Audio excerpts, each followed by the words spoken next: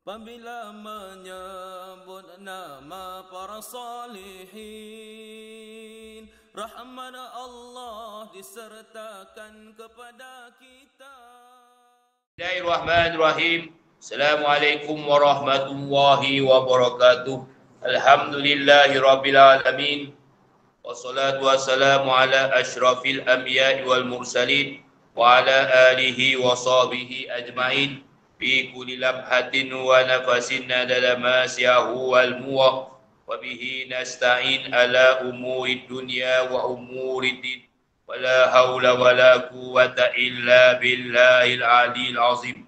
Allahumma barik lana fiha, Allahumma barik lana fi, Allahumma barik lana fi, Allahumma barik lana fi, Allahumma barik lana fi asma'ina wa absarina wa qulubina wa azwajina wa zurriyatina wa barik lana fi arzakina wa tub alaina innaka antat tawwabur rahim. Allahumma arhamna wa in kunna zalimin warhamna wa in kunna asin warhamna wa in kunna khati'in warhamna bi rahmatika ya arhamar rahimin. Allahumma arhamna ummata Muhammad rabbi shrah li sadri wa yassir li amri. Yang saya hormati jawatan kuasa Madrasah Saidiyah yang hadir pada malam ini, tuan-tuan, puan-puan, hadirin hadirat para ikhwan tarikat yang saya kasih sekalian. Alhamdulillah, pertama-tamanya marilah sama-sama kita memanjatkan kesyukuran kerana dengan izinnya dapat sama-sama kita hadir dalam majlis zikir mingguan pada minggu ini, tuan-tuan. Tuan-tuan, hadirin hadirat yang saya muliakan, sebelum kita mulakan majlis zikir kita pada malam ini, izinkan saya, tuan-tuan, untuk berkongsi satu kisah lah, tuan-tuan, berkenaan dengan kisah seorang wali Allah ataupun ulama sufi, tuan-tuan, iaitu yang bernama Syekh Abu Bakar Asyibli. Syekh Abu Bakar Asyibli ni, tuan-tuan, mengambil nama kepada kota yang terletak di wilayah Khurasan, Parsi, tuan-tuan. Jadi Syibli ni maknanya tempat. Kalau macam kata tuan-tuan daripada Gasah, makna belakang tuan-tuan Ar-Rasahi lah. Macam itulah. Pilahi. Itu kalau pilah Jempuli, Joholi. Itu kalau nak letak lah, tuan-tuan. Kadang-kadang kita poni kepala letak Al-Jawi, confirm Melayu, tuan-tuan. Al-Jawi, maknanya nak letak Muhammad Hasib Al-Jawi, tapi lah orang pun tahulah ini memang apalah, Melayu totok lah tu. Kalau kata dulu masa belajar di Mesir, selalu orang menggunakan lakab ataupun gelaran berdasarkan tempat belajar. Macam contoh kalau daripada Tontowi, sampai ada satu Syekh Al-Azhar pada masa itu memang dipanggil Said Tontowi.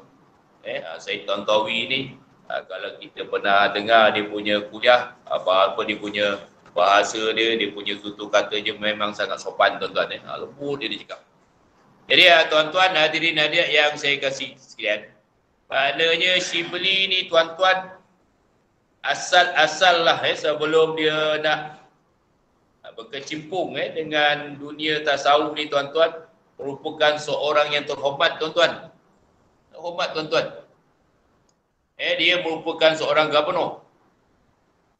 Dia merupakan seorang gubernur pada zaman kerajaan Abbasiyah. Jadi orang besar lah, tuan-tuan, dari samping seorang ulama, maknanya pangkat orang besar lah. Sampai satu masa, tuan-tuan, setelah mengalami satu fitnah lah, tuan-tuan, dia dipecat dan dia akhirnya nak mengambil peluang untuk mendalami tasawuf ni. Jadi kisahnya, tuan-tuan, bertemu dengan Imam Junaid. Imam Junaid ni, tuan-tuan, bukan calang-calang orang lah, tuan-tuan. Sebab Imam Junaid ni dia berguru dengan Syekh Ibrahim bin Adam, satu ulama ataupun satu wali Allah yang meninggalkan tahta. Orang raja, tuan-tuan, meninggalkan tahta untuk mengabdikan diri kepada Allah SWT. Jadi Imam Junaid ni maknanya kerohanian dia dapat daripada situ. Jadi nak diceritakanlah, tuan-tuan, Akhirnya dia bertemu dengan Imam Al-Junaid. Lalu dia pun berkata kepada Imam Junaid, tuan ni merupakan pemilik.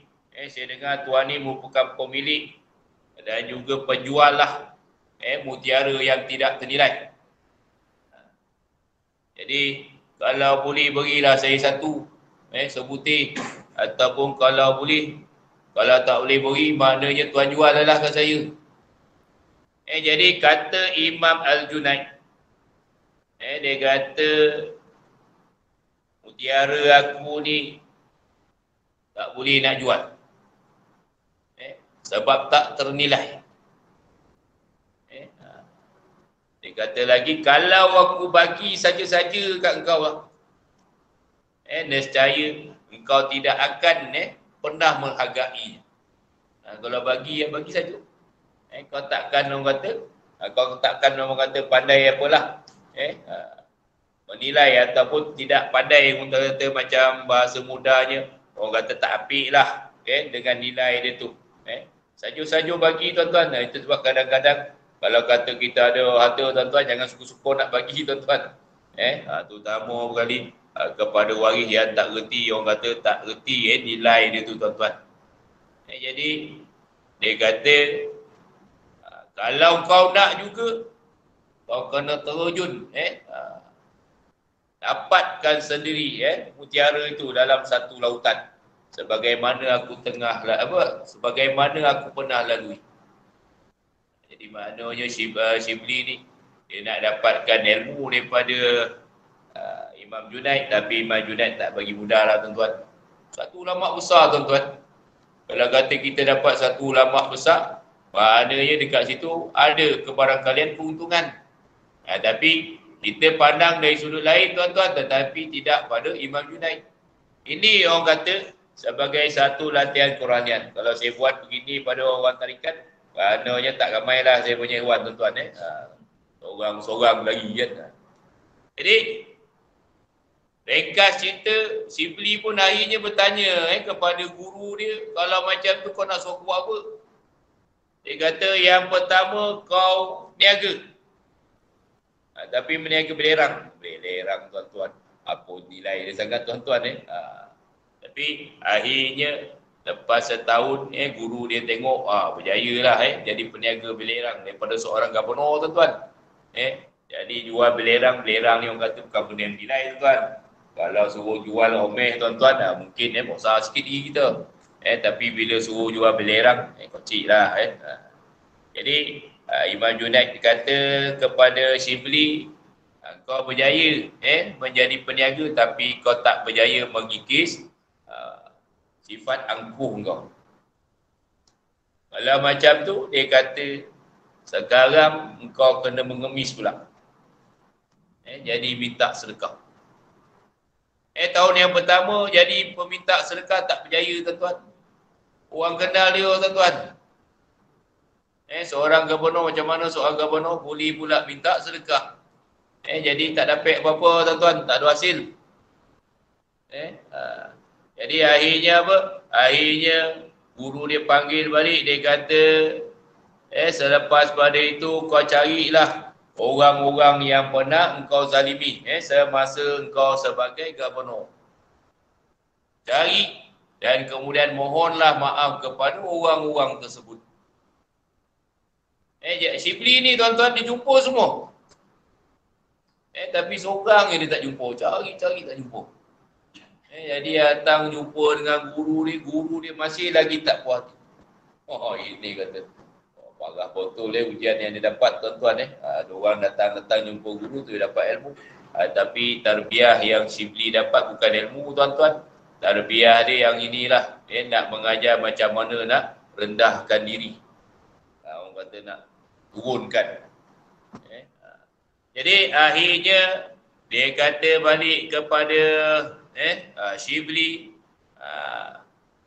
masih lagi nampak lagi sikap angkuh kau tu dalam diri kau. Aku nampak lagi. Jadi guru dia kata sekarang kau minta balik sedekah, hasil daripada sedekah kau bagi pada aku. Guru suruh macam tu. Tak pernah buat tuan-tuan macam tu tuan-tuan Jadi jangan tuan-tuan kata Ustaz Asyik suruh minta sedekah kan. Nanti bagi kat dia tak pernah, saya tak pernah buat macam tu tuan-tuan Jadi jangan buat macam tu tuan-tuan Kita tak pernah ajar tuan-tuan buat macam tu Datang saja kat pondok ni tuan-tuan belajarlah ilmu agama.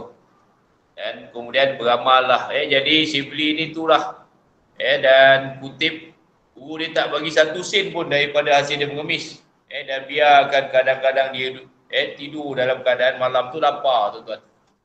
Dan tinggal kocor tuan-tuan. Kalau kata nak senang hidup tuan-tuan, maintain je lah. Tapi dia nak mendapatkan sesuatu yang berharga dalam hidup dia, ditinggalkan segala kemewahan dia. Jadi hinggalah guru dia akhirnya puas hati. Dan melalui 4 proses tuan-tuan, jadi penjual belerang, kemudian jadi jadi pengemis. Sebab kata guru jadi pengemis tapi tak berjaya. Jadi pengemis tuan-tuan di kota Baghdad, tempat dia jadi gubernur tuan-tuan. Tuan-tuan bayanglah tuan-tuan.